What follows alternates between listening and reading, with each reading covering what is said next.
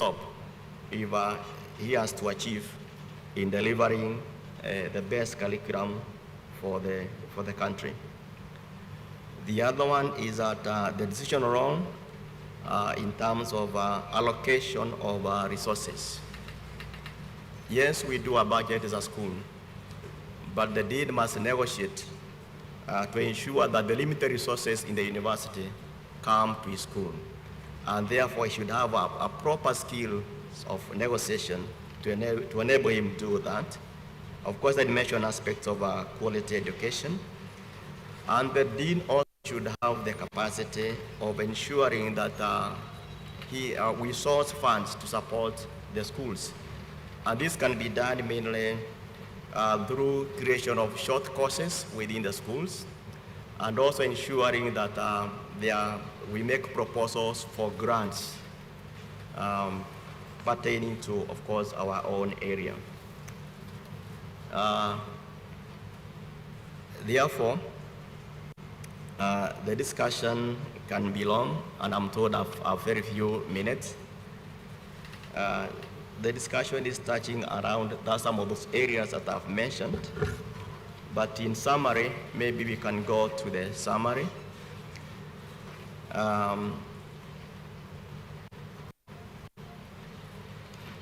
The summary does emphasize that Global Health Workforce Alliance identified the key role of the dean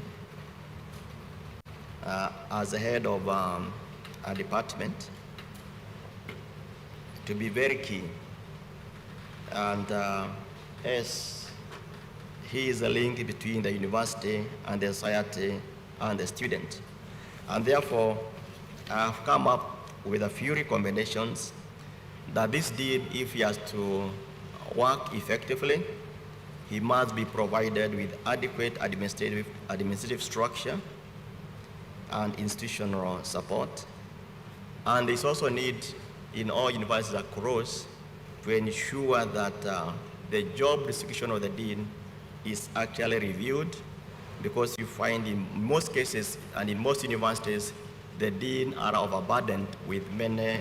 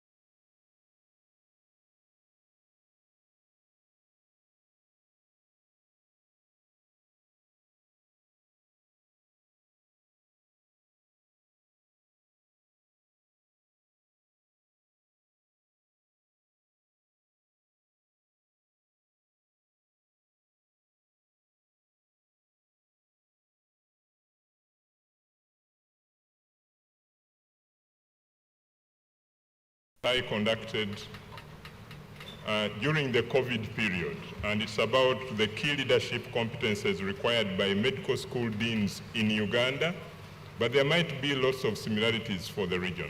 Next slide, please. That is the presentation layout, but I want to draw your attention to the bottom line. This study has been published, and you can look it up and read for further details. Next slide, please. Yeah, I will define a few of the things that we are going to talk about, but all of you that have been here in the morning have heard a lot.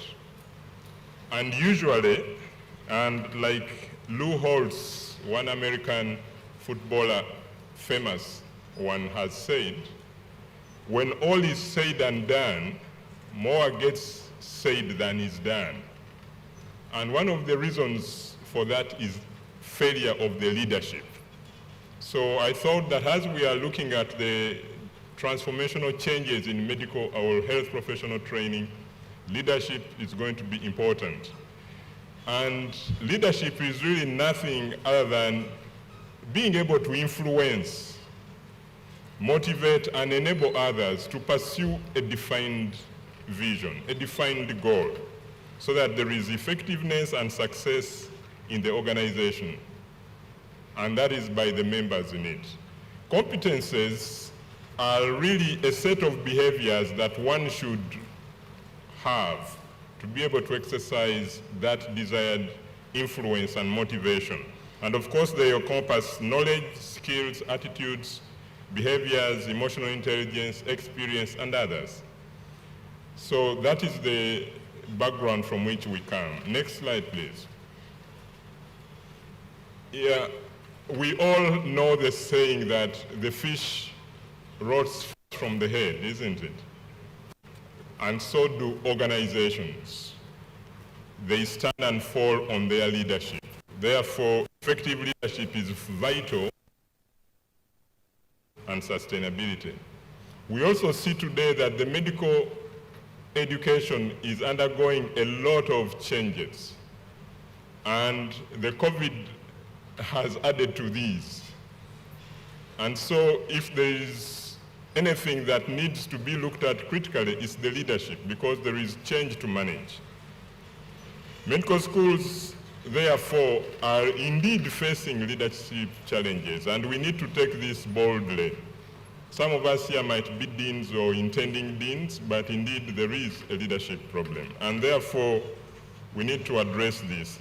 Unfortunately, deans are often selected with kind of a camaraderie approach, okay? From amongst the topmost academic hierarchy on a seniority and collegial basis, first among equals kind of criteria, just because you have to get the politics right, but not necessarily the competences. Next, please. But to summarize it, really, I will quote from Altbach. Altbach has said, the traditional pattern of control by senior professors elected from among their ranks is perhaps no longer practical in the light of the myriad skills demanded of an effective university leader. It's not only the professor that is the oldest that necessarily has to step next in line when the older one goes. There is a lot more we need to look at. Next, please. Next slide, thank you. So therefore, why do we need leadership competences? Some of the reasons I've already stated. But the dean's competences are really vital to the success of the medical school.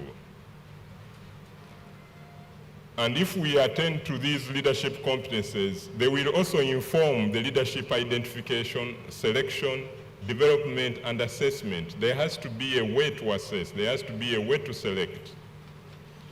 We also need to be able to diagnose the leader's fitness for purpose, either at selection or at midterm review or at the decision of extending their term in office. Of course, we do have very few studies in our midst that have looked at these, and there has been an assumption that a definite ideal set of competences defines every effective leader, but you find that that is not always transferable in all contexts. So I then, yes please, next.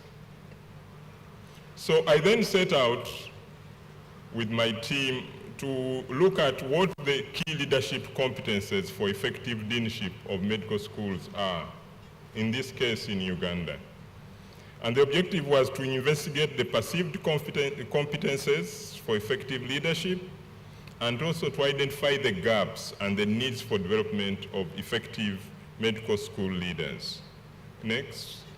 And as methods, this was a qualitative cross-sectional study design using the grounded theory in the approach and analysis. We also used interpretive and subjective philosophy, considering that the lived experiences, developed meanings, and their interpretations will inform what a dean sees as the key competences.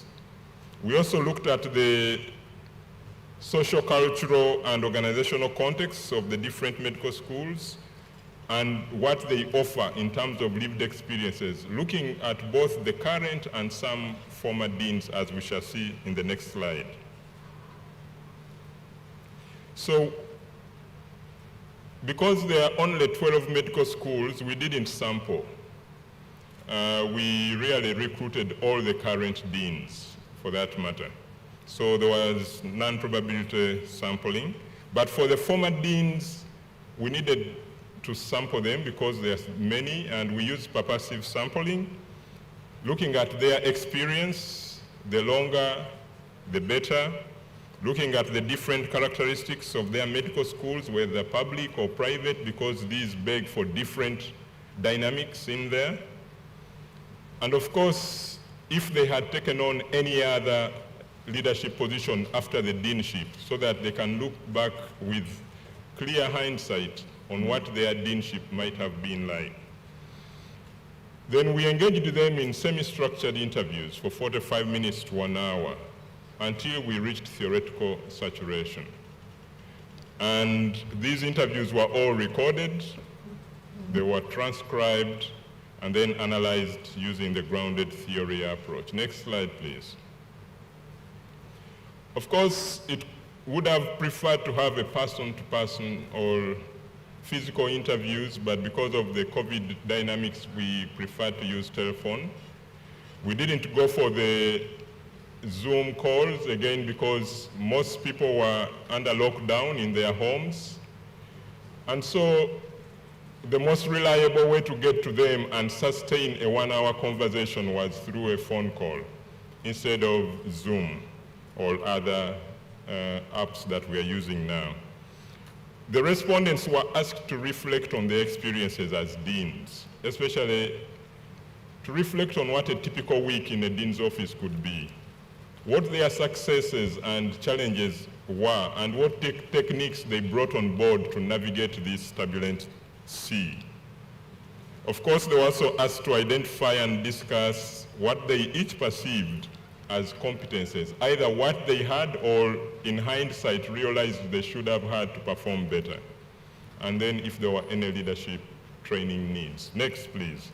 And so our findings, we had a total of 13 respondents, 9 of the current deans and 4 purposely selected former deans, some of whom had gone on to be principals of colleges after that, so they had a wealth of knowledge and experience behind them.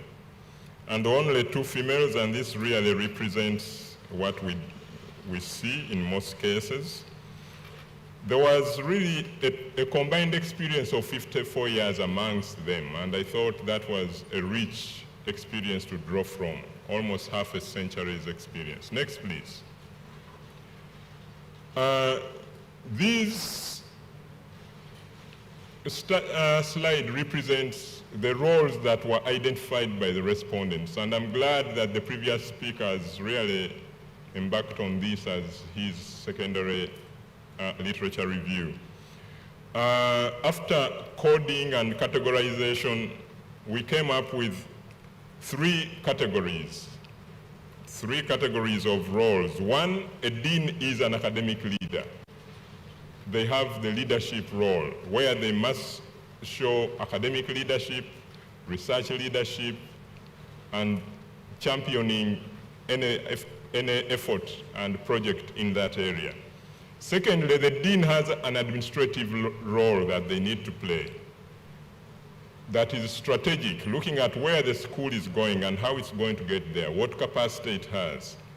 Managing, like we've been told, the financial resources.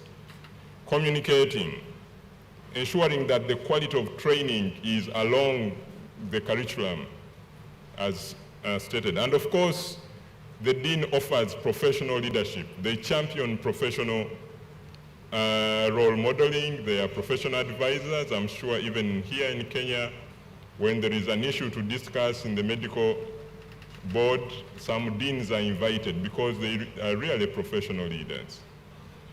Next, please. Next slide.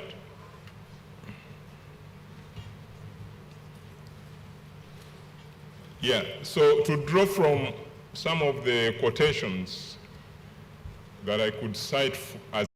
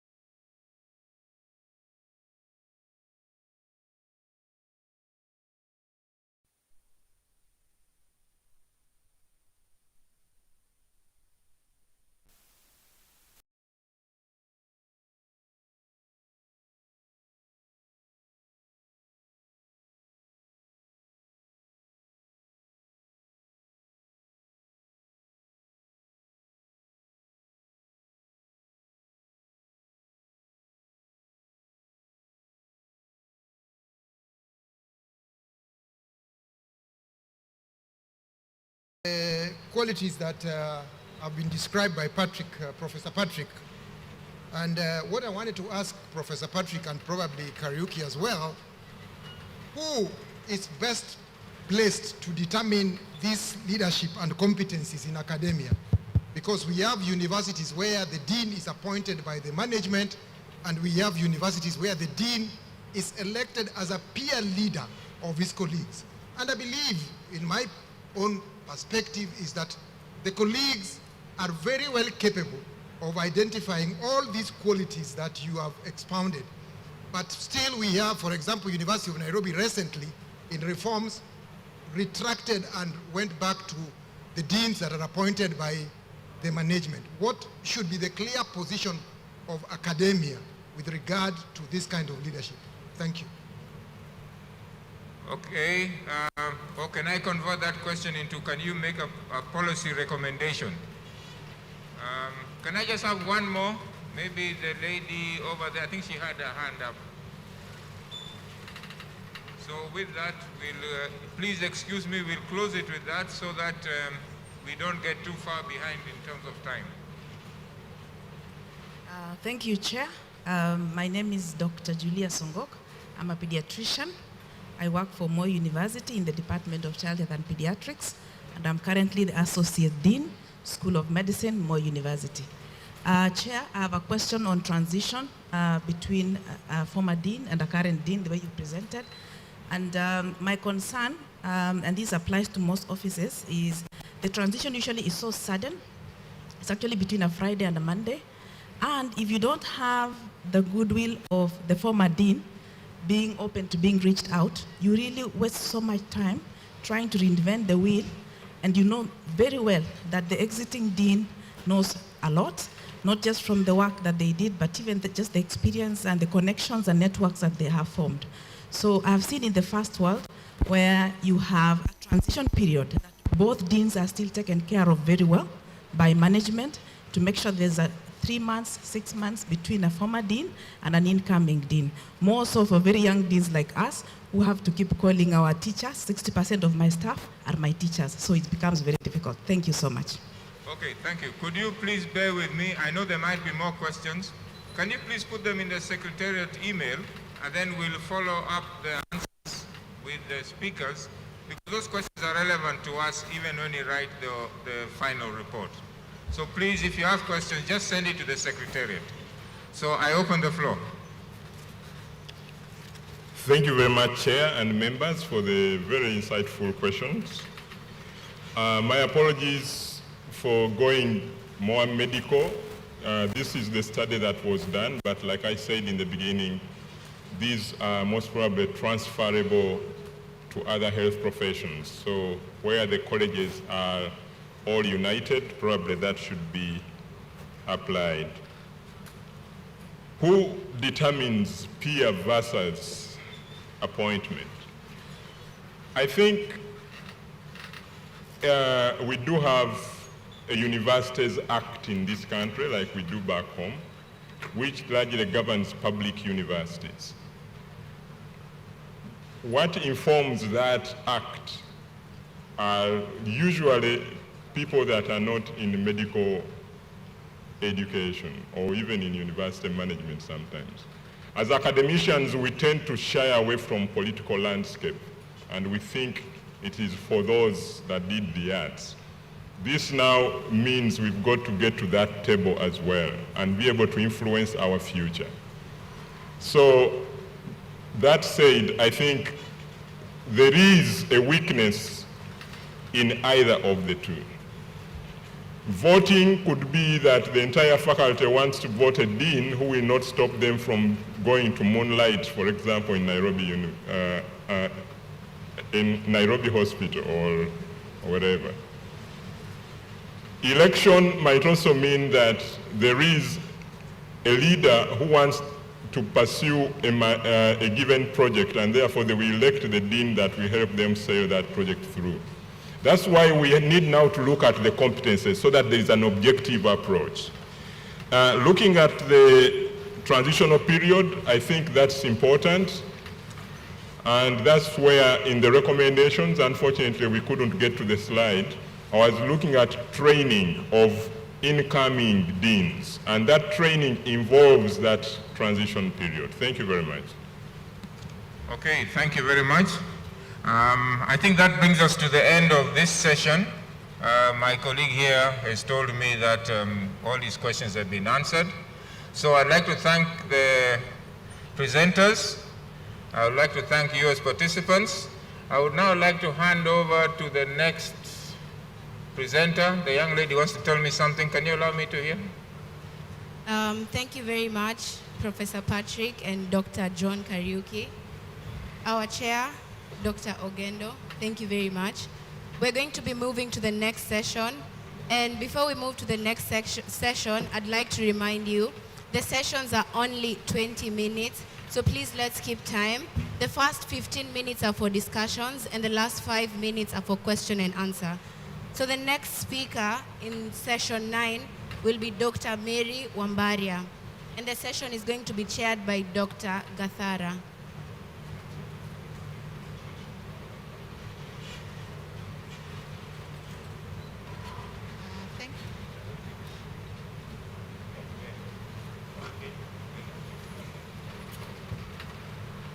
Thank you, everyone.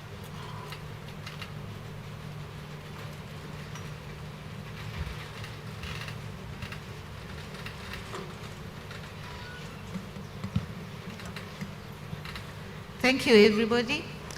I'm Dr. Gadara. I'll take you through the next 3 sessions.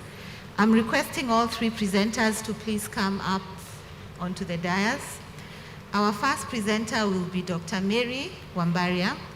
She'll be presenting on aligning health professions training with competency-based curriculum reforms in Kenya. Welcome, Dr.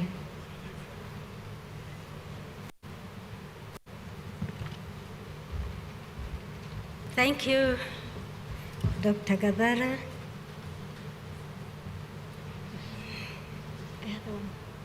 Excuse me.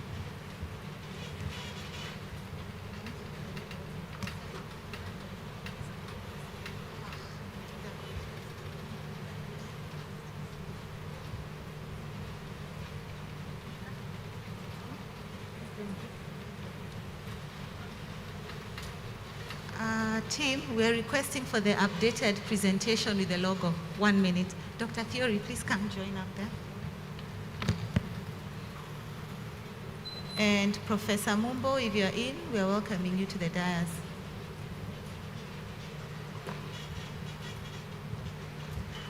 So as they're sorting out the PowerPoint, I'm requesting the 3 presenters present.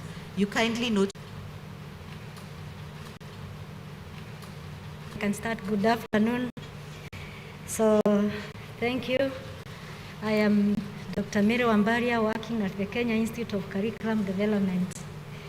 And this afternoon, I want to acknowledge my CEO, and don't know whether he's still there, Professor Charles Ogondo. I think he has walked out.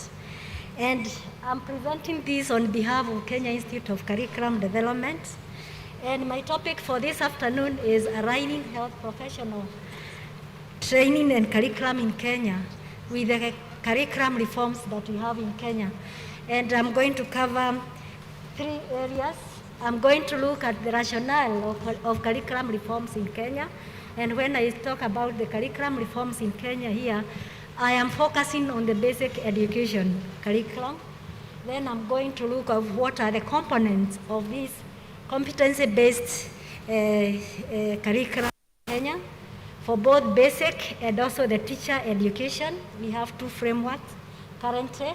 And then I'm going to ask the question, what are the implications of these curriculum reforms to the health profession curriculum and training in Kenya? Next slide, please. So I want to introduce the Kenya Institute of Curriculum Development because that is very important, that we are the institute that is mandated to develop curriculum and curriculum support materials for all levels of education in this country apart from the university.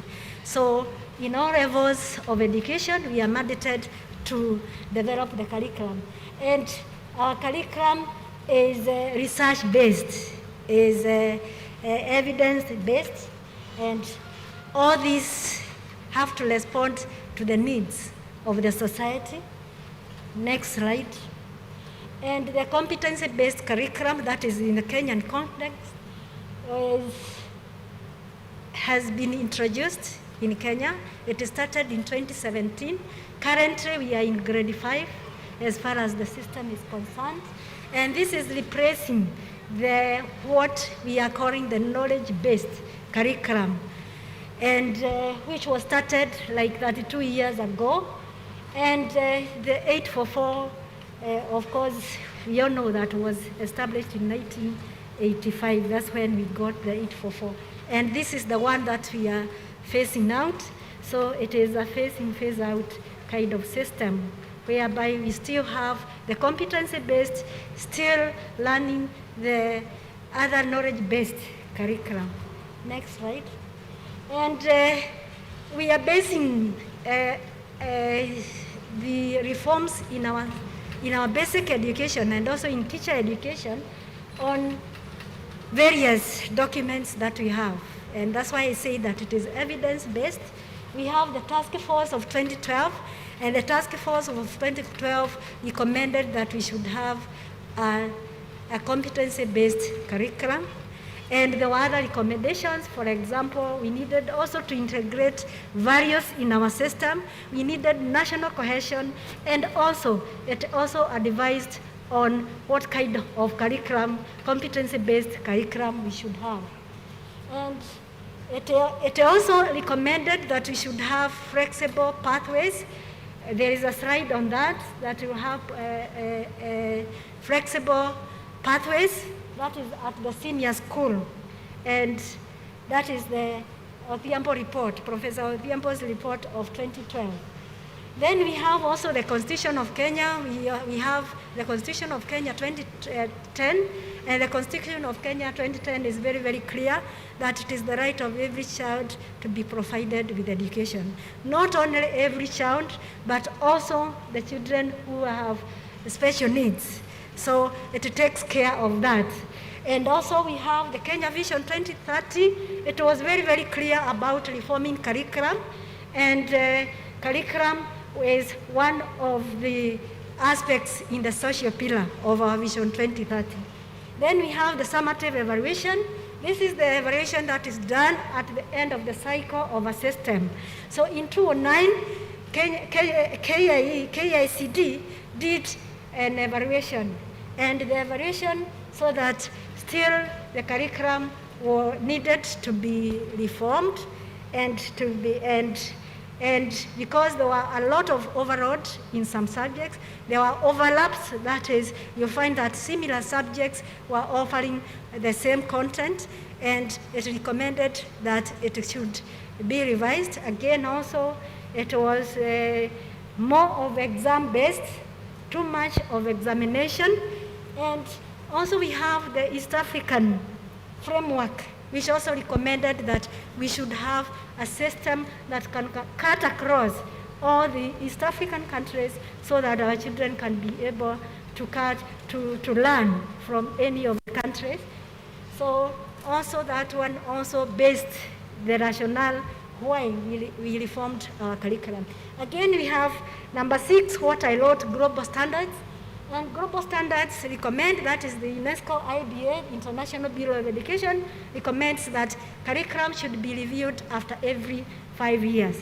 Then we have the SDG, all of us know about the SDG, and I know in health you have your SDG, but in education we have the SDG 4, and this SDG 4 guarantees quality education, and quality education can only be achieved by reforming a curriculum so that it can meet the global standards. Then we have the benchmarking, what is happening across the world. Then we all know about the 21st century learning skills and approaches. This also informed the curriculum reform. Then we have the other sessional paper, number 1 of 2019, on reforming education and training in Kenya, and it also recommended that curriculum, the competency-based curriculum was the ideal curriculum for our country. again also in 2016, before we launched the 2017 competency-based, we had a needs assessment, and this needs assessment was carried out in primary, in secondary, and even in tertiary institutions. And it also recommended that the curriculum should be reformed. And I have seen the previous presentation talking about the competency.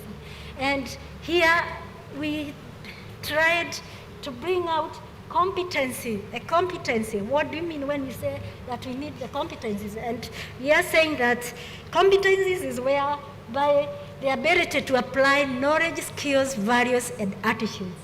And so that our children can be able to apply all this in real life situations. And we have flagged out about 7 competences for the CBC, and the 7 competencies are communication and collaboration. We have self-efficacy as a competency. We have critical thinking and problem solving. We have creativity and in imagination. We have citizenship. We have digital literacy. We have learning to learn. The previous speaker talked about learning to learn. And these are the 7 competencies that we want our children to have so that they can be globally competitive. Again also, I'm still explaining the competencies, the competency-based curriculum. Again, the previous slide, we are saying that we want values. We want value-based education. And again here, we came out with the values that we needed to our children to have, and about 8 values. Values of love, values of respect, values of responsibility, values of unity, peace, patriotism, social justice, and integrity, which we felt after we did all our research that was very, very important. Now, this is the organization of the basic education.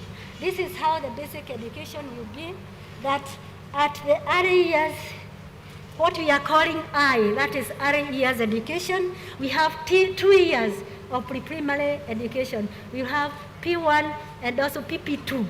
This will be 2 years. Sorry, the previous one, I'm explaining the framework. Then after that, we'll have 3 years, what we are calling the lower primary. You have the 3 years, that is grade 1, 2, and 3.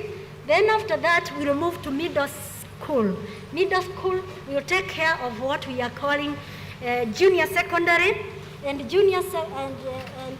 we'll take care of what we are calling the upper primary.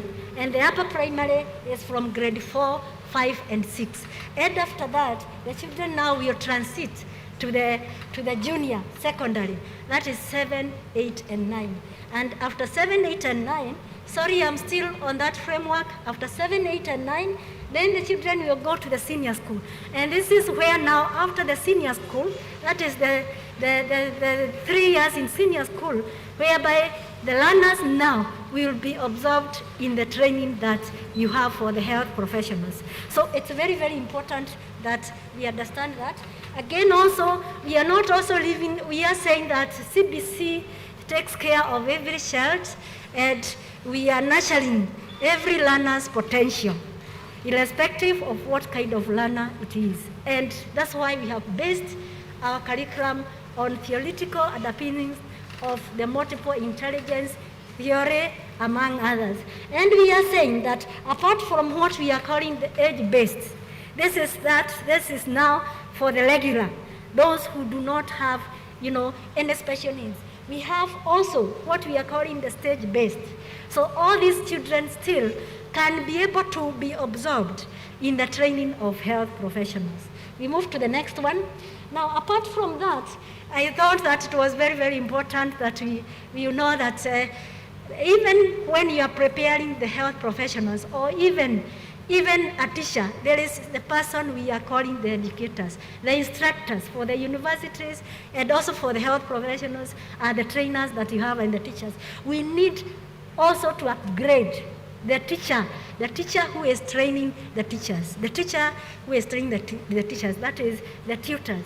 And we have also reformed the curriculum for the teacher education.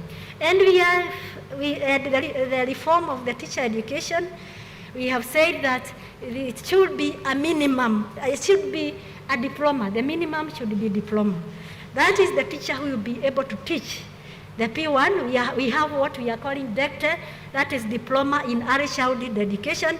This is the teacher who will teach the children who are in P1 and PP2. Then we have the Diploma in Teacher Education, and these are the teachers who will be able to teach now the primary up to grade 6. And after that, then we have also the junior secondary. We need also to take care of the teacher so that the teacher can be compliant, CBC compliant. We move to the next slide. So what are the implications? I asked myself, what are the implications of this on as far as the health professional curriculum and training is concerned? And I looked at the literature that was available, and I saw that they still need, or it has already happened in some countries, that the curriculum has been aligned to meet the CBC. You know, we have the competency-based training and education as far as health education is concerned in some countries. And the author says that, however, more research is needed. We need vigorous research, and especially when it comes to assessment and also to the evaluation of learning outcomes. Now we are no longer calling them objectives, we are calling them learning outcomes. And learning outcomes, we look at the product, the end product. Again also, that is also another author who is in the talking about health professional training, and the author says that to be able to be CBC, to be able to be competency-based education, training in the health profession, we also need to define the educational outcomes for the health workers. Again, also we need what we are calling the individualized learning pathways. We also need to know what are the health needs of the community, of our community. What are the competencies, and which competencies do we need? And I've seen the previous speakers talking about the competencies. Then we also need flexible learning options. Which are the flexible learning options? Again, also, we need to know how do we assess the competencies? Even how do we assess the values? If we want a value-based doctor, nurse, or a teacher, for my case. Okay. So now my conclusion is that we need to align health professional training with the current competency-based curriculum, especially for the Kenyan context, so that when this learner leaves senior secondary and comes to the university or to Kenya Medical Training Center, then you know at what entry point are they.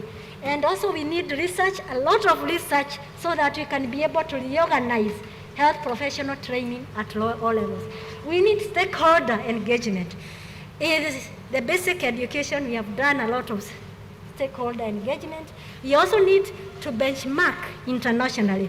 We want also to know what is globally competitive, so that Kenya or any other country is not left behind.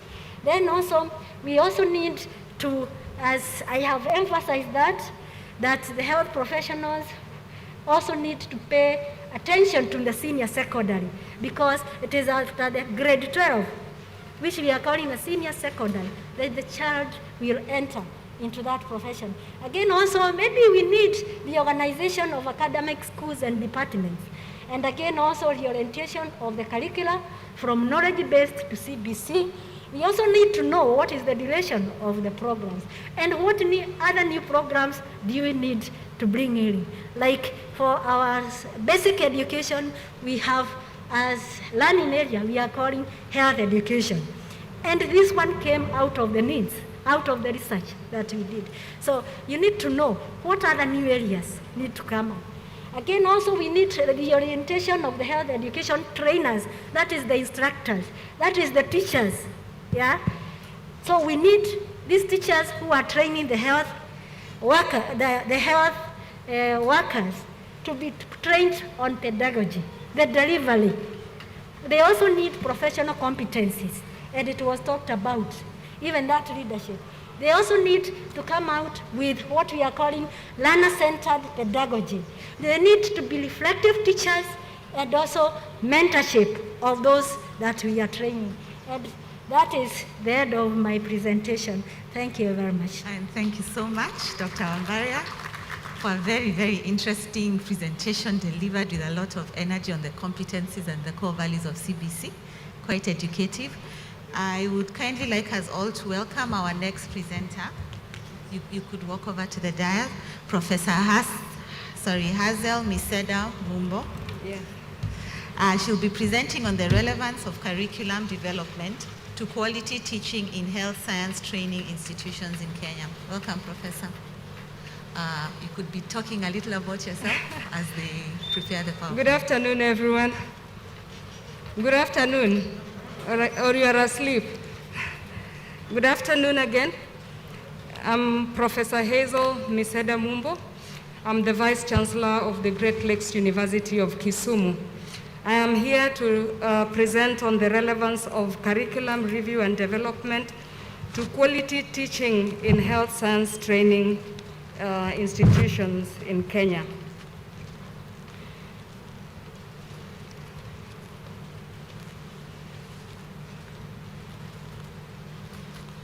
Are my slides ready? Not yet. You could tell us a little bit about Great Lakes. Great Lakes University of Kisumu is situated at the shores of Lake Victoria. It's a very beautiful college that is science-oriented. We offer nursing, I think bachelor's in nursing and master's in nursing. We offer clinical medicine, and we are just starting a master's in clinical medicine. We are big in public health and community health and development. We also have physiotherapy, and I think we are generally health science oriented. We have education as well. Yeah, thank you. I think that's a good interview. I'm so sorry, Prof. Thank you very much. They have currently misplaced your presentation. If you could allow Dr. Theory to start as we sort it out. Okay. Don't worry, we'll remember what you say. I'm not sure. Dr. Theory, please. Our presenter will be Dr. Tim Theory. He's the current president of the Kenya Dental Association. He'll present on oral healthcare workers to adapt them for UHC, an integrated approach. And you know the drill. Before the PowerPoint comes, you can talk a little about yourself. All right. It's coming up, right? Not yet. Not yet. Not so yet. I can be talking. Yes, please. All right. Good afternoon, everyone. Let us stand up. Let us stand up. We look a bit dull from the lunch. Let us stand up. Yeah. We do our hands like this, and we turn around. Thank you. Thank you, thank you. We can now take our seats as we await the slides. Yeah, I think we are ready. My name is Dr. Tim Theory. I'm the current president of the Kenya Dental Association, one of the leading associations in the country we work in partnership with the Kenya Medical Association and the organizers of this event, that is the Ministry of Health and Kenya Medical Practitioners and Dentist Council. So the layout of my presentation is as you can see, and I'll ask us to move to the next slide as we try and, that's a list of abbreviations that we'll be seeing. I think to our guests, just take us back to the previous slide, to our guests and visiting delegates, of importance to us is the TVET, that's Technical Vocational Education Training, continuous professional development, which I'll be calling CPDs, of course UHC, NHIF, and KEDA. Next slide. So UHC has been recognized for enhancing healthcare and social cohesion, sustainable human and economic development, and is of course a precursor to strengthening national health systems. I ask, where do we put oral health in this? Where do we place it? And in the context of the conference that we are in today, where we are trying to harmonize training in the region and also match the students we are releasing to the market. Margaret Chan has described it as the single most powerful concept in public health that public health has to offer. And like the good professor said, that the aim of the philosophers have talked about life, but the aim of it is to change it. We have seen what the pandemic has recently exposed, and that is the weak links in our health systems. And as we have come to appreciate, the biggest thing that will hold any health system up is the healthcare worker. You could have good brick and mortar, you could have systems that have good health information management systems, but if you don't have a good healthcare worker, then this system does not work. And oral health is essential for general health, and what my talk today will be linking the two. That is the oral healthcare worker, UHC, and how we are training this person. Next slide. So what has been omitted as we are trying to bring oral health to our people? In Kenya, as we speak, we have about 1,426 registered dentists. This is from when KMPDC started registering doctors. This is in about 1972. Out of this, we have about 800 who have been retained for practice for this year. And out of these 800, about 400 are in public service, meaning that these numbers are still very, very small. And recently when NHIF, that is the body that has been identified as a carrier for UHC, was reconfiguring itself and in an attempt to bring UHC to Kenyans, when they were coming up with the UHC, what they call the UHC benefits package, this is what Kenyans will be getting the moment UHC is rolled out. Oral health was significantly left out. Yet globally, 1 in 4 people is suffering from an oral health condition, that is dental decay. The World Dental Congress, that is FDI, for those who are dentists, puts this number at about 3.5 billion people have suffered from tooth decay at some point in their life. So these numbers are huge. The economic impact of this is north of $2.8 billion annually. So these figures are significant. Oral healthcare workers have not been trained specifically, go back, they've not been trained specifically to deliver UHC. So they don't know where they fall as they're trying to deliver UHC. So this has just been dropped to us and on our labs, and the feedback to the Ministry of Health is, as they are rolling out UHC, and today we are going, the president at Portrees is doing the second launch of UHC, is for us, or rather is for MOH, the Ministry of Health, to see how they train and sensitize the givers of this care as they're doing this to Kenya, so that they can understand what they are doing. In line with this, some of the statistics are that in 2016 to 2017, the reason, or the greatest reason for hospitalization of children between 5 to 9 years in England and other countries was Sweden and Romania, was dental decay. So these numbers are significant to us. And the effect of this neglect is that we are seeing a correlation that is in the risk space, where oral health diseases share modifiable risk factors with non-communicable diseases, and this has been something that is being talked about left, right, and center, NCDs. So oral conditions share modifiable risk factors. Also, the other effect of this neglect is the increase in the disease burden and the impact it has economically, and there's a disproportionate impact on the poorer and the less educated. Give me the next slide. And they happen to be the fourth most expensive condition to treat.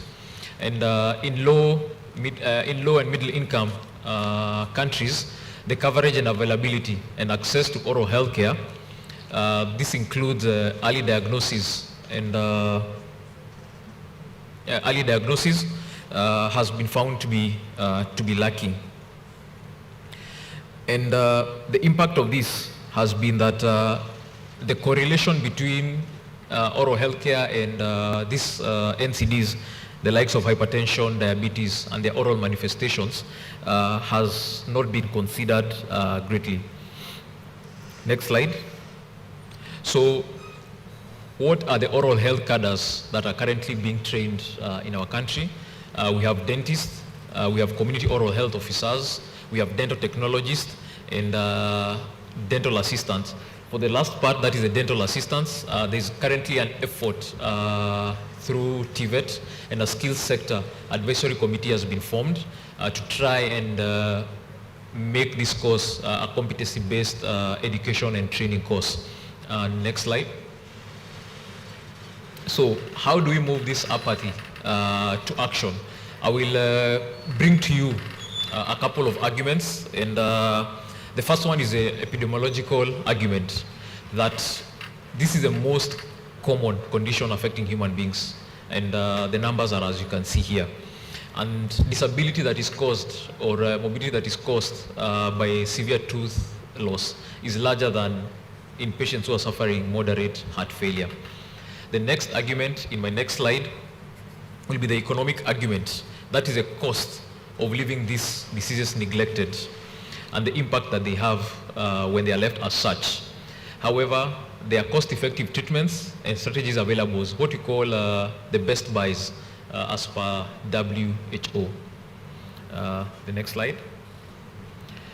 We have also a right argument to this, that we deserve the highest attainable level of healthcare, and oral health is one of these segments. And we need to be the advocates for our patients when it comes to this. Oral health is part of general health. We are treating a patient with a mouth, not a mouth in a patient.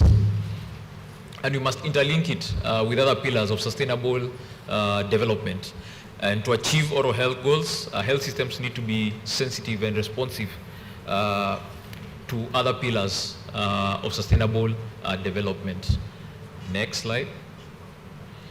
We also need to form coalitions. That is, oral health professions need to look beyond themselves and develop alliances with other professional groups so that we are able to deliver good care to our patients. And among the indicators for this is that you will see that if you have good oral health, and I will mention this a lot, is that you generally tend to enjoy a good level of life. So the how do we do this? Training should have aspects of primary health integrated in the curriculum. We don't see this a lot in training. We major a lot in curative services or modalities, root canals, extractions, surgical interventions, but few of our colleges where our students learn from we'll ask them to go to the community so that they can see what is happening at the primary level of healthcare. There also needs to be what I will call a harmonized intercadre scope of practice. KMPDC is working on this, and I'm really looking forward to this beautiful document that will be released soon that shall be telling us what each cadre is supposed to do.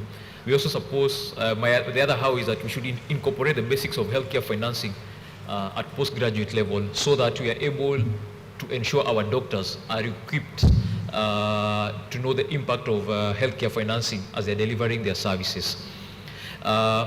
Doctors, again, or the ones in training, should be taught about the basics of legislation. What role do they have in developing the annual work plans at their places of work? That is for those in public service. When the health committee says that there is public participation in a bill that they are moving, what part do we play? Half the time we are always reactive. We don't know what to do. We are waiting for the deans. And as we have seen from our previous speaker, they are heavily involved in other things. We are looking to the unions. They are perhaps engaged in other labor issues. But us at the primary level, what are we doing? The curricula should also emphasize on interventions responsible for the greatest burden of healthcare, such that you will see us majoring a lot on preventive healthcare. We should also standardize certain aspects of intercadre training and this should lead towards interventions that are globally acceptable as effective, safe, and in the prevention and treatment stroke management of morbidity and mortality. This is at personal and professional level. So how do we prepare our future colleagues to change their behavior and attitude and techniques in view of this knowledge? One of the best places to start, of course, is continuous professional development, so that they're responsive rather to the current changes and trends in the market. I don't know how it works in other jurisdictions, but we should have to KMPDC now, Dr. Gadara, that a certain percentage of what contributes towards the renewal of your license, those points should come from courses that are relevant to your discipline. Next slide. So as a Kenya Dental Association, what have we done to ensure that our colleagues focus on UHC? We have engaged in community health volunteer training, where last year saw us train north of 400 CHVs in Gatundu sub-county. We are doing a follow-up on this, just trying to see how we contribute towards this journey of UHC. As you can see there, we have some of our team members, Dr. Ganatra, Dr. Linus Degwa, Dr. Kituku Momo, who were engaged in this process. Next slide. The next one as well. So that is us conducting the training. So in summary, oral health is part of general health. Oral healthcare workers training should be standardized across the different cadres, and where jurisdictions differ on their requirements, then a standardized entry exam should be something that is considered. And the regulatory bodies and training institution and professional bodies should collaborate with each other when it comes to delivering of CPDs. Those are my references, and I'd like to end there, Dr. Gadara. Thank you very much, Dr. Theory. And we have noted, as regulators, we have heard you, and thank you for the UHC aspect. Kindly note down any points of clarifications you would like as we welcome our last presenter for the day, Professor Miseda. Welcome.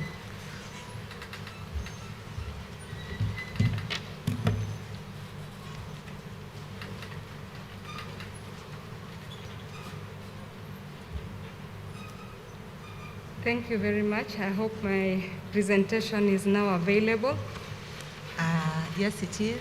Just a few seconds. It's loading.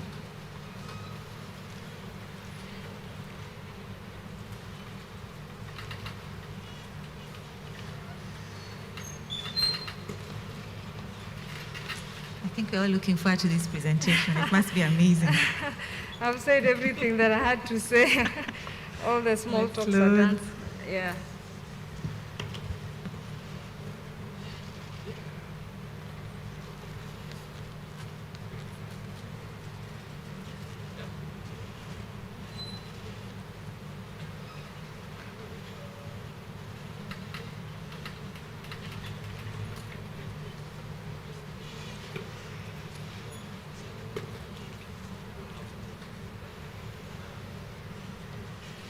There we go.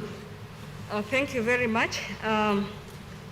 Being the last presenter, probably I will have a little more latitude. No, not really. Considering that I will not say. Anyway, I'm going to look at the relevance of curriculum review and development to quality teaching in health science training institutions in Kenya. And I want to say that the shortage of human resource for all cadres is a reality in sub-Saharan Africa.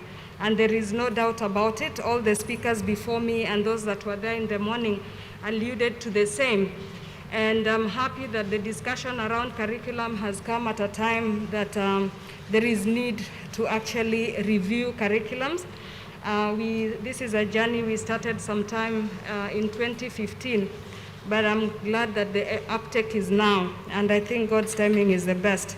So I'm going to look at some of the various studies that we've done in HRH in Kenya, especially in support of the various, in support of the Ministry of Health. And they all talk towards human resource and curriculum development. One of them is mapping of specialists, healthcare practitioners, and assessment of capacity of training specialist healthcare in Kenya. That was done in 2020, and it was for WHO. It was for Ministry of Health, supported by WHO. The other was cost-effective and equitable framework of training medical specialists in Kenya. That was done in 2019. Skills gap assessment. This was done in 2017, and it was in relation to leadership and governance at the time that the country was devolving. We were having a devolved system of government.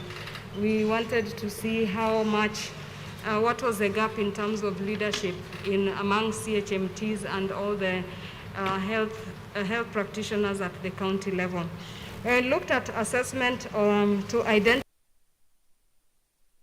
the number and quality of pre-service graduates in Kenya. This we did together. I saw Professor Keyo here, but he's since left. We did that work with him. And lastly, performance needs assessment of health training systems revealed, which revealed that health workers' competencies and performance are wanting. So in essence, strengthening of health training institutions to increase the quality and quantity of the health workers produced is critical to mitigate global human resource for health crises and ensuring access to quality universal health coverage.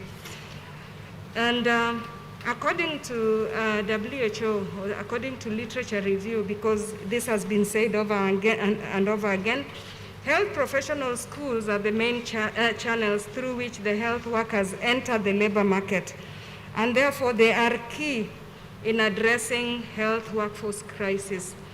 The truth is, much as this is the case, and we are trying to get quality and achieve universal health coverage, the professional institutions are underfunded and therefore operate inefficiently, consequently contributing to challenges of de-escalating the quality of health workforce production. According to the Institute of Medicine Committee on Conflict of Interest in Medical Research, Education, and Practice, if the learning environment provides the stage for education, the curriculum provides the script. And here we are talking about the formal curriculum, the courses required, and the objectives and the content of the curriculum. In the recent past, concerns have emerged calling the transformation of health professional education to better meet the conditions of evolving health needs of communities.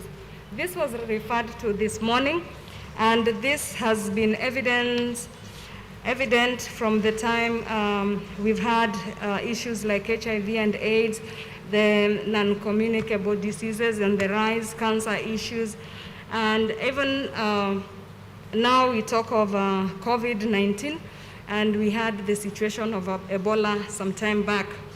At the time of, during the pre-colonial period, at the time that the countries, the African countries were getting independence, their main interest was to try and get quality health workforce that would be able to, that were commensurate to what they were, the colonialists were having. And at that time, they sent most of the doctors, both undergraduate and postgraduate, to study abroad, and so that they can bring the technology, or they can import the curriculum back home. What they did not realize was at the time that they were importing the curriculum that had not been reviewed over the years, the West was actually changing their way of teaching, their pedagogical methodologies. And they were replacing learning by rote and accumulation of integrated encyclopedia volumes of knowledge by promotion of self-directed and lifelong learning skills and personal development. A recent study, one of those that I mentioned, was looking at the cost-effective and equitable framework of training of medical specialists in Kenya, we had the opportunity to do a literature review and look at the trends in the world. We looked at South Africa, Egypt, we looked at Australia, Canada, USA, and the UK, Germany, and they were all having residency as a form of training of medical specialists. Meanwhile, in Africa, the sub-Saharan Africa, we still had the process of training, the medical, MED training, which is far from what is happening in the entire world. In fact, other than a few African sub-Saharan countries, there were literally none being trained the way we do in Africa. So what were the challenges that have come with this kind of training, the MED training? The challenges of postgraduate training in Kenya were as follows. Many curriculum for specialist training have not been reviewed and revised for a long time. And that I'm talking of a study or a research that was done in 2019. That is very fresh. And training are not based on training needs assessment linked to disease patterns. The only training needs assessment that has been done in this country was done in 2015 and has never been repeated since. I'm not sure that the counties are doing their own, but it is advised that they should have training needs to inform who to train. The other thing is that medical specialist training is heavily centered on national teaching and referral hospitals. And lastly, medical training takes doctors away from their workstations in the county. This brought a lot of problems. And some of the solutions that came from that study was that there's a need to review and change curricula to address changing situations and realities, and also be in tandem with technological advancement. The other was to need to explore medical schools using county teaching and referral hospitals as practicum sites for long duration. This would call for partnership and MOUs on use of infrastructure and clinical county staff. And I'm glad this morning the governor of Mombasa County alluded to the fact that they are actually able to treat and that they're having medical tourism in Mombasa, and the even more appealing thing was that the father was being treated at that very hospital. I also know that Kisumu, JOTRH is also performing well, and I think they have a collegiate system, and they're training surgeons and I think in family medicine in conjunction with Maseno University. So it's doable, and it is something that should be encouraged. And from literature review, there is almost no evidence as we speak today that most schools in sub-Saharan Africa have reviewed their curriculum since independence. It may have been done, but there is no evidence that alludes to that.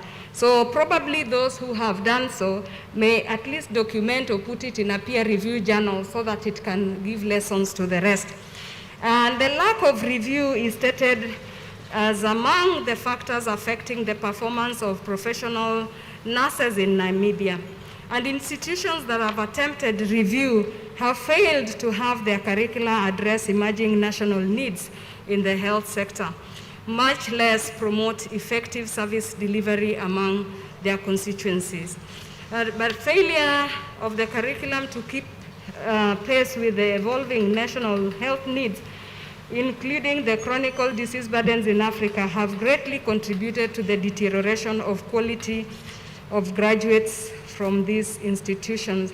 We conducted an assessment. It was a bottleneck assessment on what deters the training institutions from, health training institutions from performing. I zeroed in on the assessment of the curriculum, and I think there is a paper I've written I've published in a peer-reviewed journal. This was sponsored by USAID, and it was a Funzo Kenya project. This was prompted by the Ministry of Health realization that after an assessment of performance needs assessment of the health training systems revealing that health workers' competency performance did not conform to requisite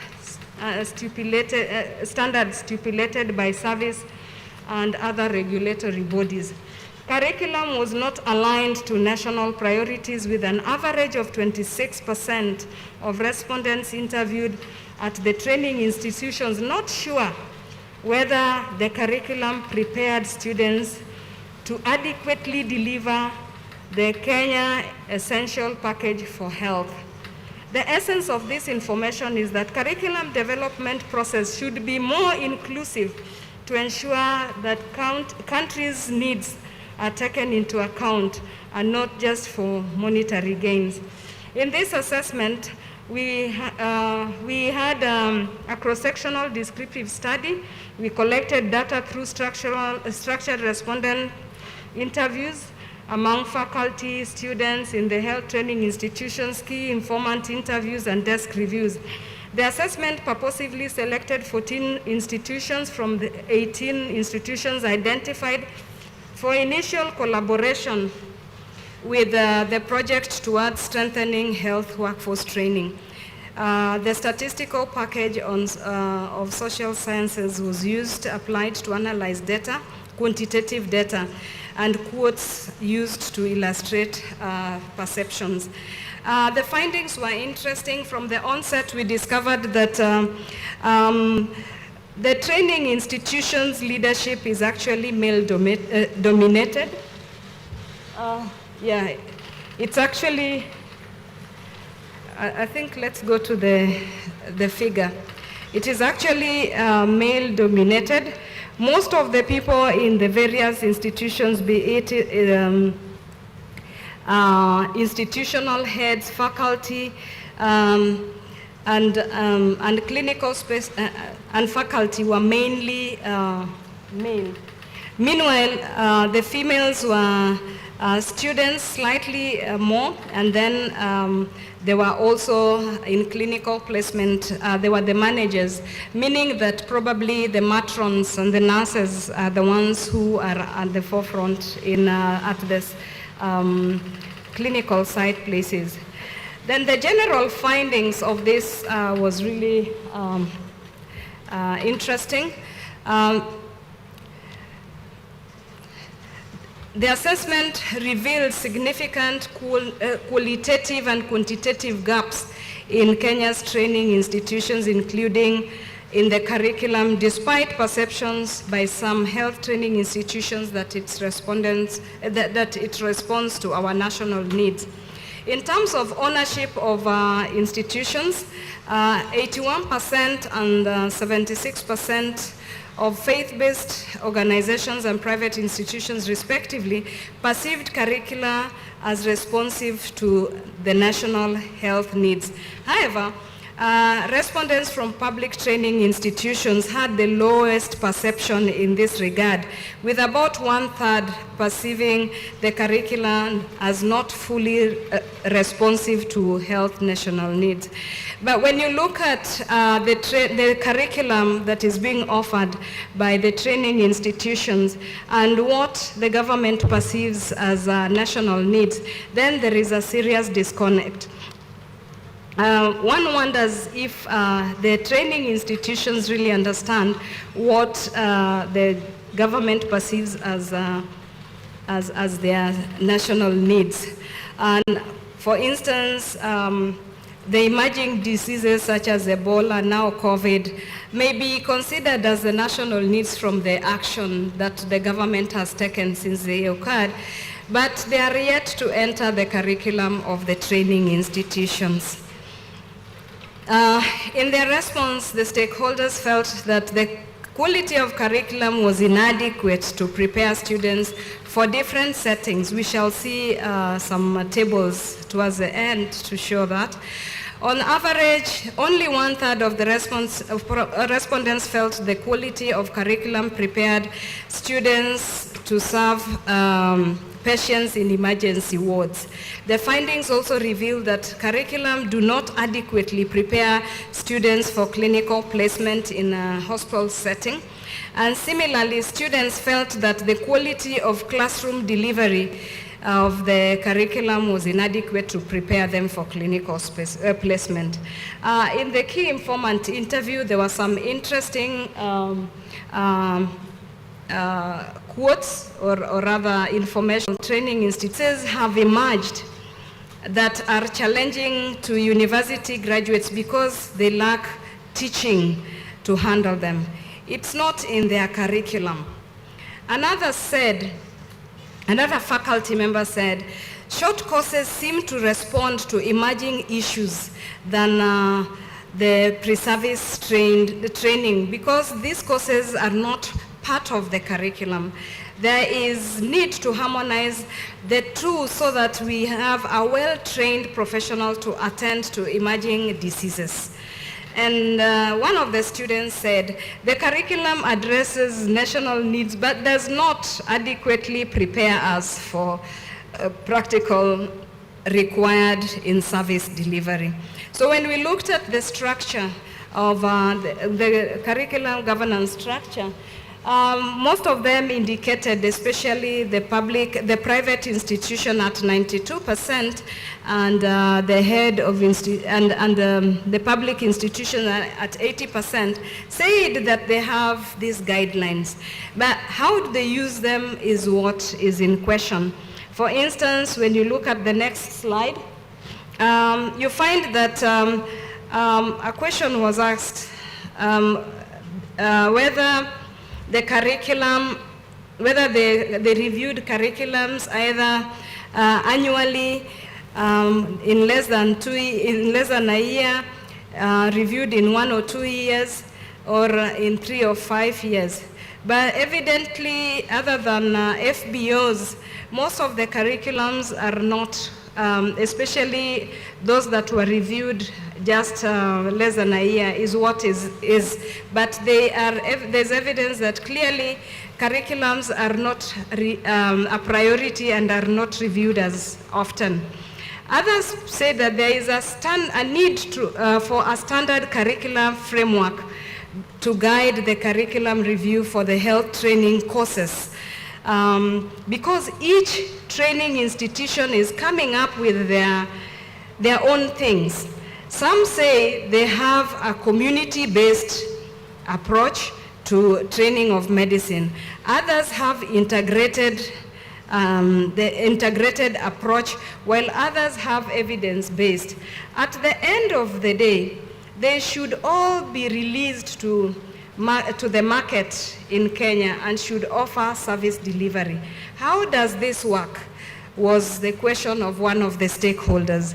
Another stakeholder said, the institutions do not include us in the curricular development, yet we are consumers and stakeholders in health. How can they claim their curriculum meet national needs? There has to be a consensus about this. So evidently a lot of, shall I say, interesting views from different quarters, but all they are all saying is that the curriculum does not meet standards and the curriculum needs to be harmonized and needs to be reviewed to meet national needs and needs to correspond to issues that are affecting the community and people today. Stakeholders involved in curriculum development, a third of respondents from public institutions stated that there was high stakeholder involvement for curricular development, but only a third, only 13% of FBO respondents and 18% of private institutions perceived high stakeholder involvement in their curriculum. Probably this is because that the private institutions are commercial, and the FBOs have international curriculums from other countries. So looking at stakeholder involvement in reality, we realize that the perception, the stakeholders, hardly 50% of the respondents indicated that there was involvement. So there is really need for stakeholders or maybe holders of the stake to participate and bring out emerging issues. And I believe this conference is actually addressing that need. Satisfaction of quality of curriculum depending on classrooms, skills lab, clinical practice, provincial hospital, district hospitals, outpatient clinics, health centers, maternity ward, emergency ward, community service, all indicated, all the percentages less than 75 was inadequate. But we realized that all the respondents in the institutions, faculty, students, clinical placement indicated that the quality was not adequate. Then there are issues, we asked for best practices, the best practices on training of the health workforce. And they said the first one was timely review of curriculum to include current issues in health was one of them. Aligning theory and practice by increasing more practical learning. I think I've not finished with that, yeah. Enhancing participation of all stakeholders, including students. Community needs addressed in the curriculum. Available learning resources, both human and infrastructure. Level of lectures, training and students entry level. Technology to be integrated in the curriculum. So they were in order of importance. And so the recommendation of that study was that the government and health training institutions should prioritize curricular development and review in line with health sector needs. There is need to establish joint committee for curricular review to incorporate clinical instructors and preceptors at clinical placement facilities with dissemination plans for relevant policies and guidelines for all. And curriculum development and review and governance should be strengthened to ensure quality of content and delivery. The two takeaways from all the studies that we've conducted or that I've done, a hybrid of university and collegiate system to be used to train medical specialists. For this will increase numbers and will improve quality. Leadership and governance should be part of the curriculum for the health workforce. Thank you very much. Thank you very much, Prof, for a very well-researched presentation. Now we are welcoming questions. I think we'll take all the questions, then you note, and then we can respond. Yes, sir, please come here.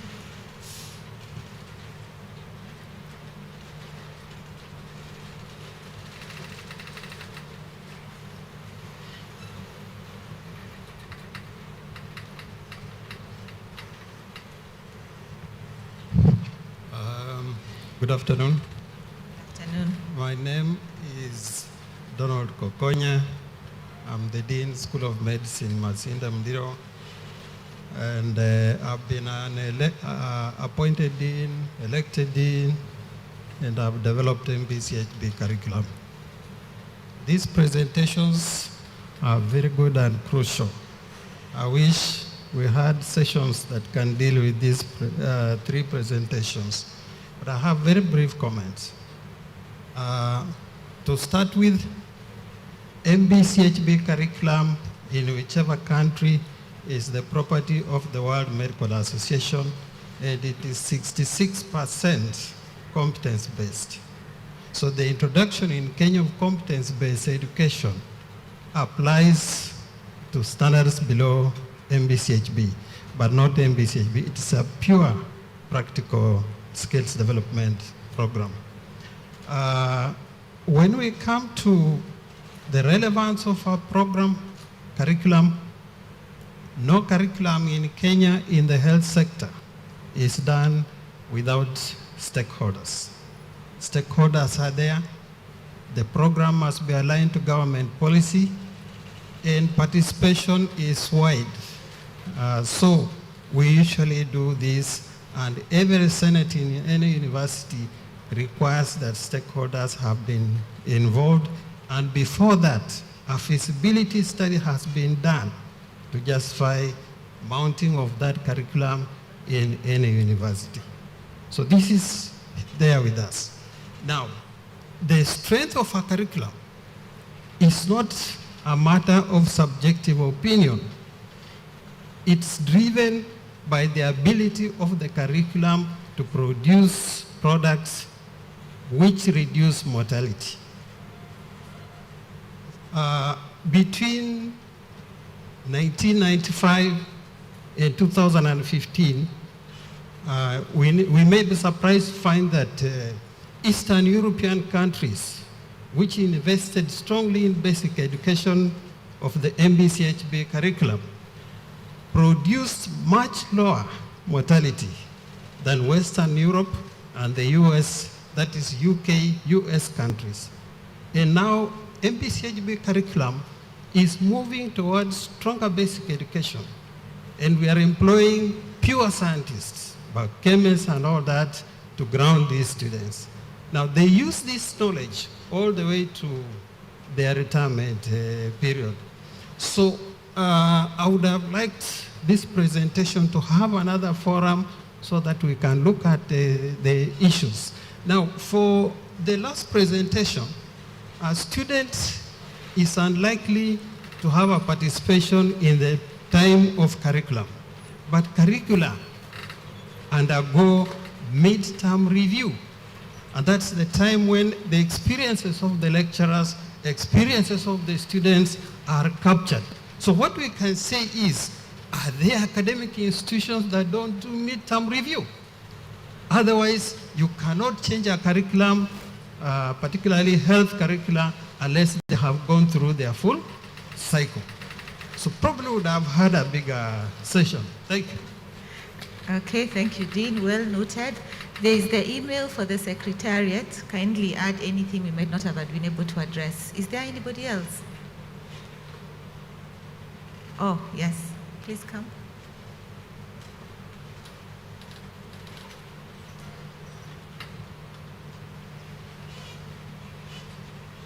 Thank you very much, and probably just to congratulate the speakers for I'm so sorry, please. For making us, for giving us useful points to ponder as we go through curriculum review. And I strongly support what my colleague says. As a former dean, I know that there's always wide stakeholder engagement. My only question to the presenters is basically that there are certain frameworks that are provided by the governing institutions, Commission for University Education, Kenya Medical Practitioners and Dentists Council, in the form of core curriculum. What role do these guidelines play in straining any adaptation of curricula to changing societal needs? Maybe Professor can try to answer that, and we know exactly what is it that brings about the lack of coherence between the to serve, to adapt that healthcare worker. Yes, we borrowed heavily from the West, but are the governing organizations more conservative than the academic institutions? And thereafter, so when there's a curriculum review, they seek to conform to a certain write-up and not let organizations have some freedom to input other content. Thank you. Thank you, Doc. Professor, you have agitated the deans a little bit. Yes, yes.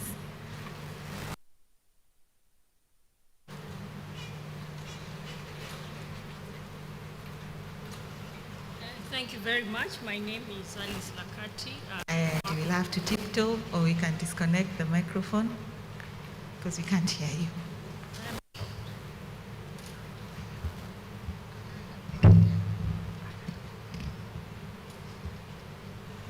Thank you for this opportunity. My name is Alice Lakati. I'm the Director of Research and Dean at Amref University. My comment, I think, and question is to the presenter from dentistry, because we all know that this is one service that is very expensive to train and is really important for achievement of UHC. Listening to you, I feel that there is an opportunity that can be taken by this field towards achievement of UHC. One of them is, I don't know about your involvement in CBC, because that is where we start to make changes in terms of oral health from a very early age. And I know that, and I think my dean, Dr. Odhiambo here will confirm that most oral health diseases are actually at that early age. We need to optimize that opportunity towards UHC for dentistry, because it's not going to be given to us.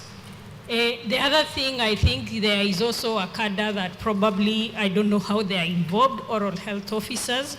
I'm happy to see that there is work towards TVET, because in every county, you can't actually get a dentist, and it is quite expensive. And this is a field that UHC, there is an opportunity to optimize. Thank you. Thank you very much, Doc. Before I choose the next person, anyone with a question on CBC? So, yeah. CBC?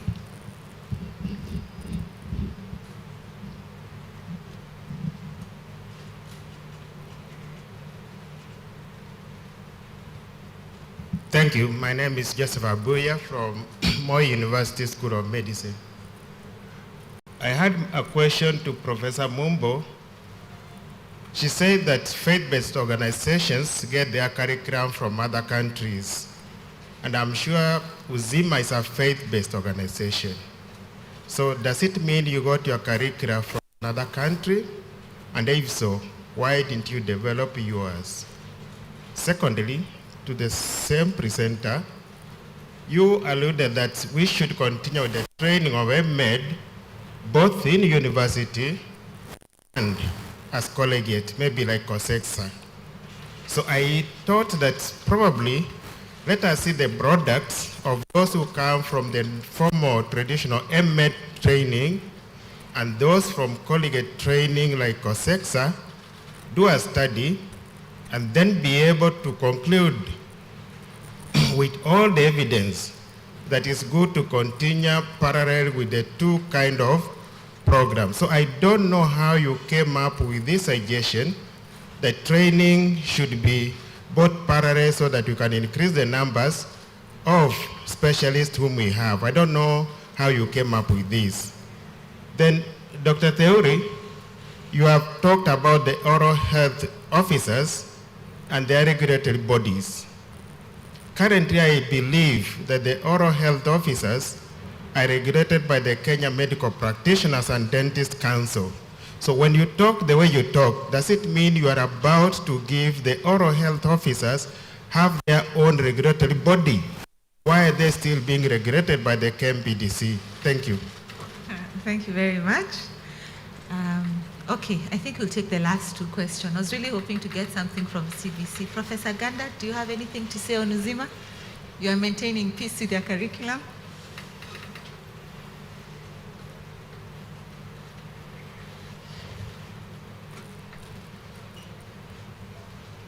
Thank you very much. My name is Ganda. I just want to respond on an allegation that has been made here, that our curricula in the private universities come from abroad. That's not true. The Uzima curriculum actually was, when Uzima was starting, was more or less copy-pasted from that of University of Nairobi. And we have gone the 5-year, 6-year cycle.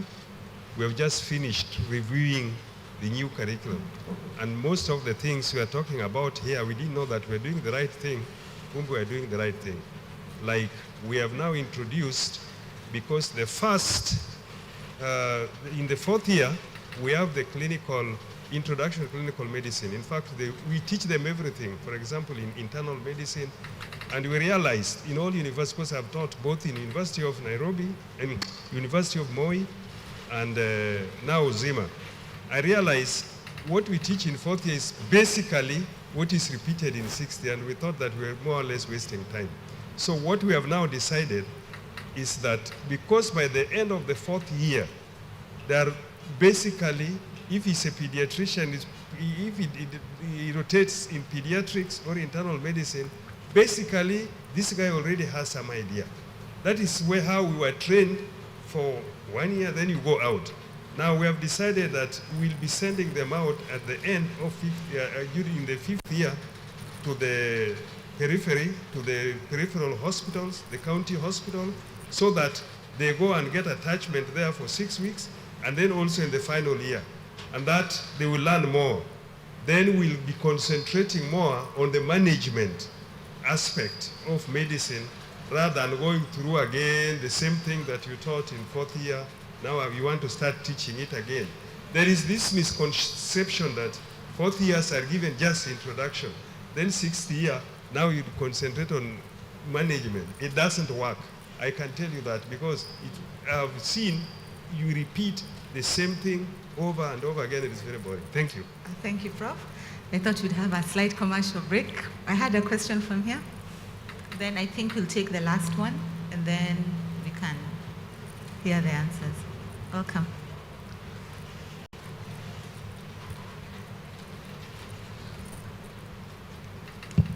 Hamjambo.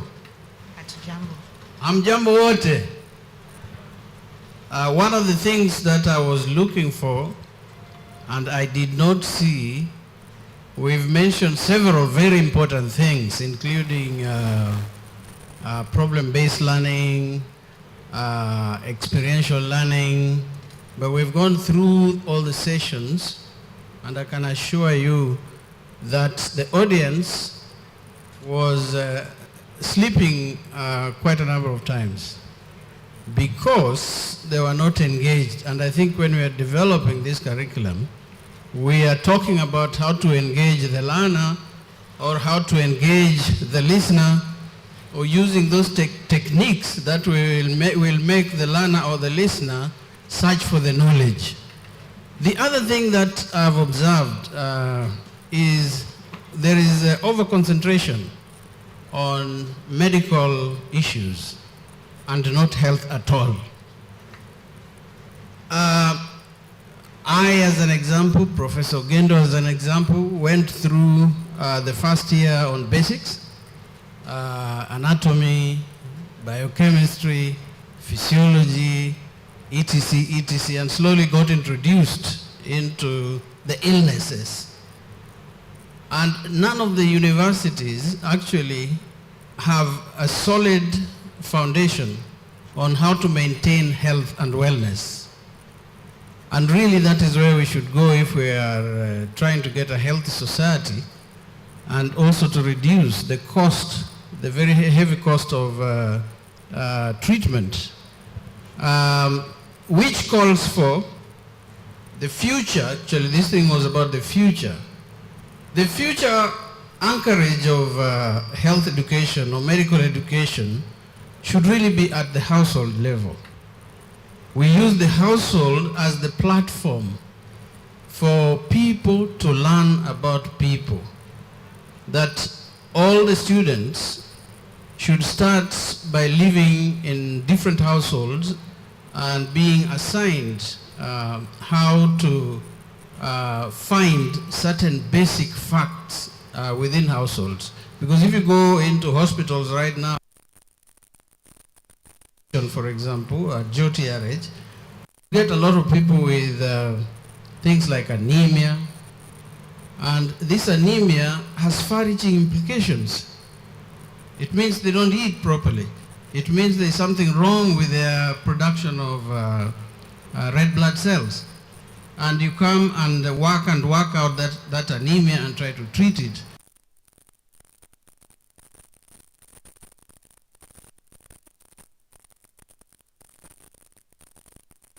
Live and work in the community and be assigned what to measure, and also apart from assigning them what to measure, they should take advantage of technology where they are at the community level as one way of supporting learning and teaching.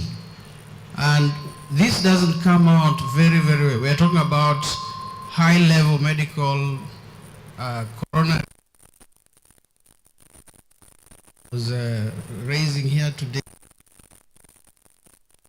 Coronary, you've missed out on simple things for all your life. When we are talking about dental caries, people have not adhered to the right dietary method. What they're eating is wrong, and we wait at the other end for them to come with dental caries, which is the highest illness in any part of the world. So that in addressing the future of curriculums, can we kindly go backwards and see whether we can now divide 75% of training anchored at the household level, where people live, at least grandmothers were teaching people where people. Thank you. Thank you very much. Then the last one, and then we can wind up.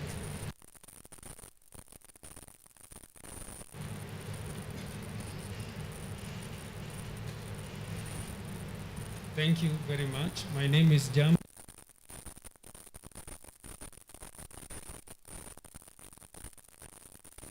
Team, thank you for your presentation, and you have really, the country is embracing competency-based education and training. That is an aspect or a facet of the colleges, or what you used to call tertiary. I would like to, because I've seen you highlighted dental assistants, dental technologists, oral health officers. These are in the facets of the level 6 and level 5. That is a diploma and certificate. Exactly as a country and other parts of the world, these are the major contributors of the economy. When you go to the county levels, you expect to see so many community oral health officers. You expect to see dental technologists and that kind of cadre. As the president or the KDA president and also a member of the representative of the KMPDC, right? Do you have any plans to embrace CBET so that you open up the training? Right now, the training is only in 3 colleges in the country.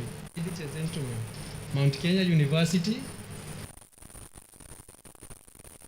only in Nairobi and Nakuru campuses, and which was the other one? Mount Kenya University, yes, University of Nairobi for the degrees, okay, and Moi. So we need to open up this kind of training so that our Kenyans can receive services. This can only happen when we introduce the CBET in TVET colleges. TVET not only takes care of the technical vocational education training in the public. We have private institutions that are now training medical and health personnel in the diploma, at the diploma and the and certificate levels where applicable. We need to open up. Mr. President, do you have any avenues to open up? Because we cannot keep on saying we need these officers, but we do not have a curriculum, a national curriculum that is open for everyone, especially the TVET sector. Thank you. Thank you very much. I think, Mr. President, you will start us off. And then, Prof, I think Dr. Wambaria, your presentation was perfect.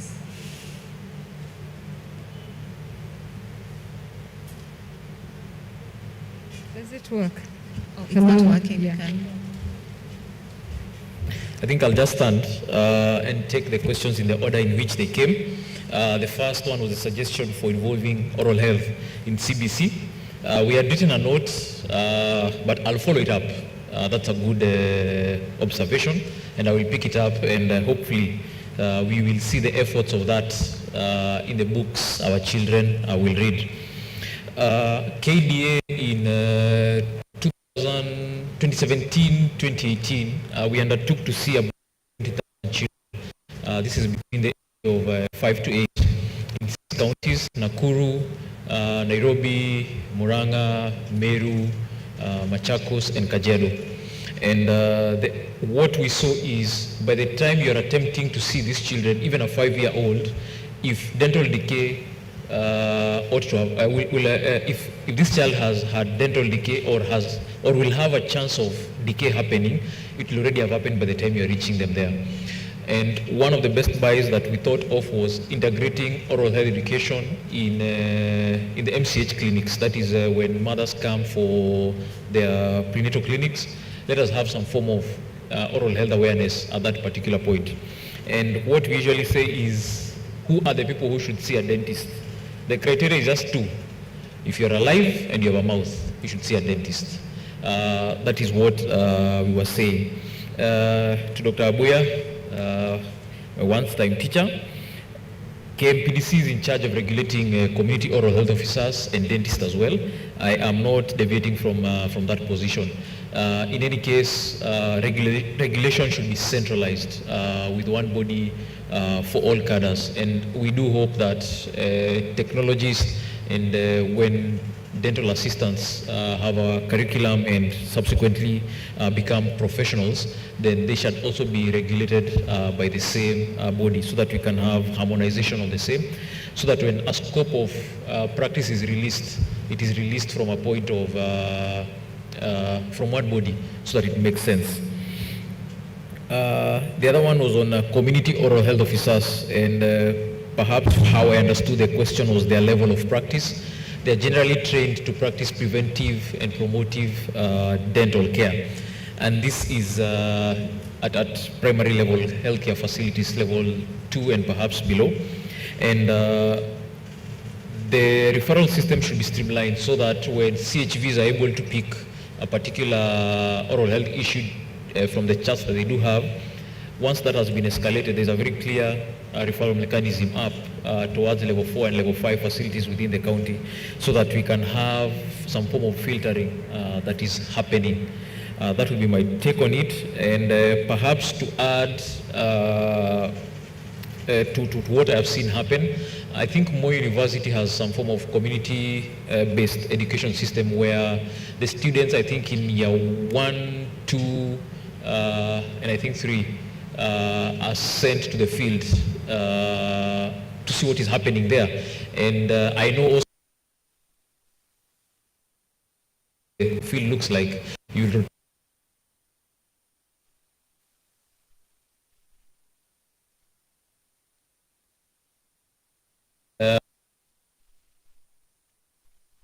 in the clinic, there are other facets to it. So I think there's already efforts that are ongoing around that, and the effectiveness of that is very good, because I know they do make proposals and generate some research data out of this.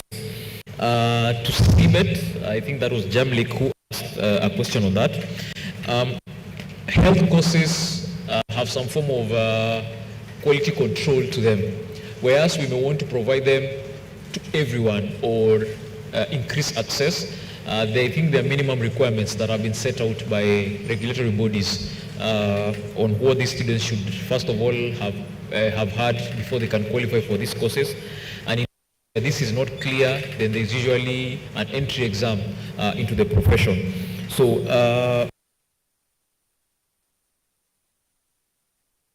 to empower practitioners with, I think it's very clear in the curriculum, and as I think the Associate Dean from Masinde Murillo said, that it's basically a competency-based, 60% of it is a competency-based curriculum. So what parts of this do you want to augment with TVET? That will be my question.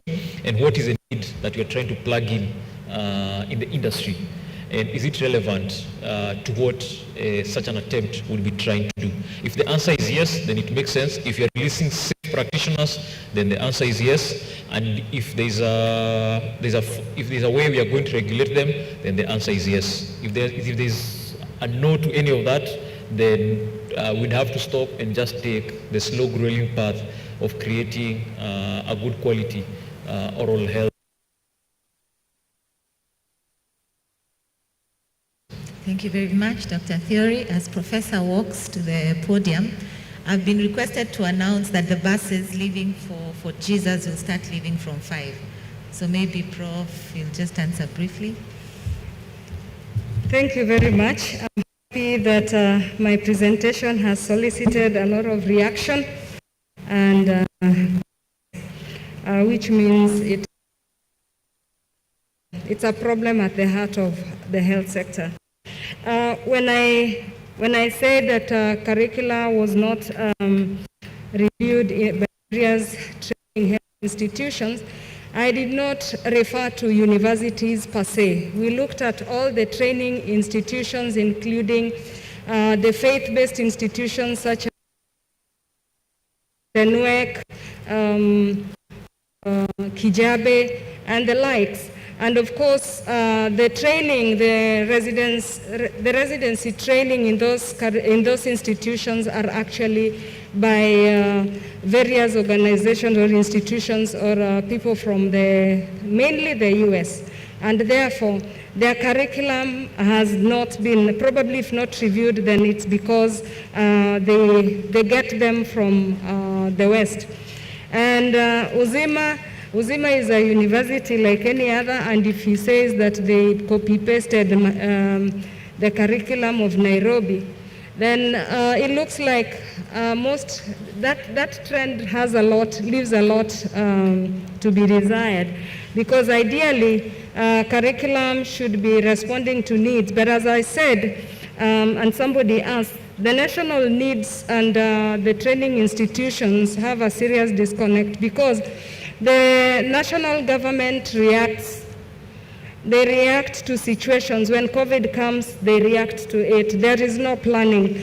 When HIV and AIDS came, they reacted. When Ebola comes, they react. So at that time, that becomes their national need. But the reality on the ground is that even the entry level, especially for nurses and clinical officers, you find that the training institutions admit students with less qualifications than what the government expects. So once the students have gone through the training in the health institution, then the regulatory bodies or even the government refuses to employ them. I happen to have been the public sector advisor at the Ministry of Health for a period of 7 years. I was seconded by USAID and thereafter JICA. And I saw the pain that people are going through because they do not understand. The government and the training institutions have never sat to agree on what is actually our need or planning as a sector.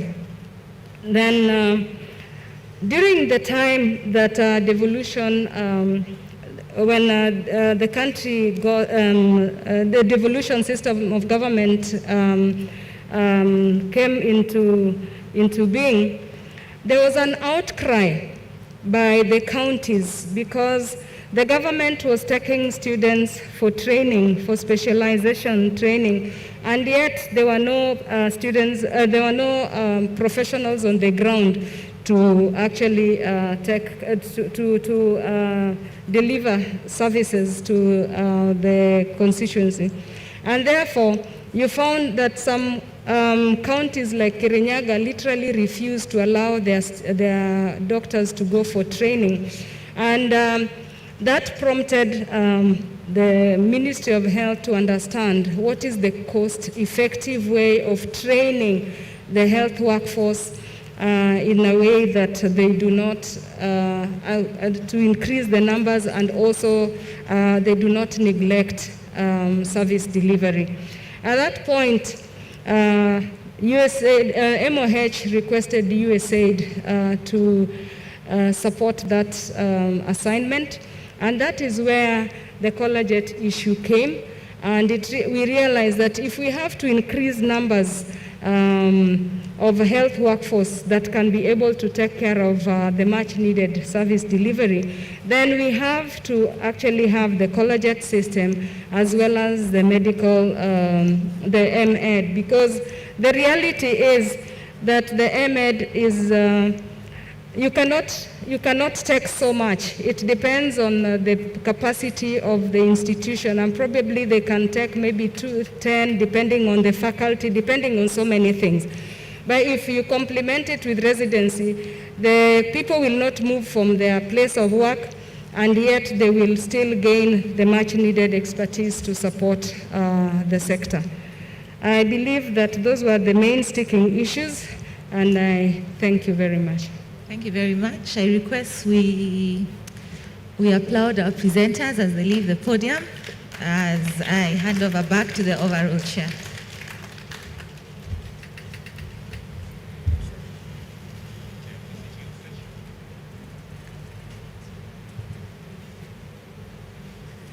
Thank you very much, ladies and gentlemen. I think that brings today's session to an end. Mine is just to thank you all for your participation, which was very active, and it is much appreciated. I think now we can prepare ourselves for the evening event. As you've been told, transport leaves at around 5. If I can just ask the rapporteurs for this session just to remain behind for a few seconds of discussion. As for the rest, let us meet tomorrow morning. I believe we start our first plenary at 8. Thank you very much. So if the team recording can just remain behind for a second.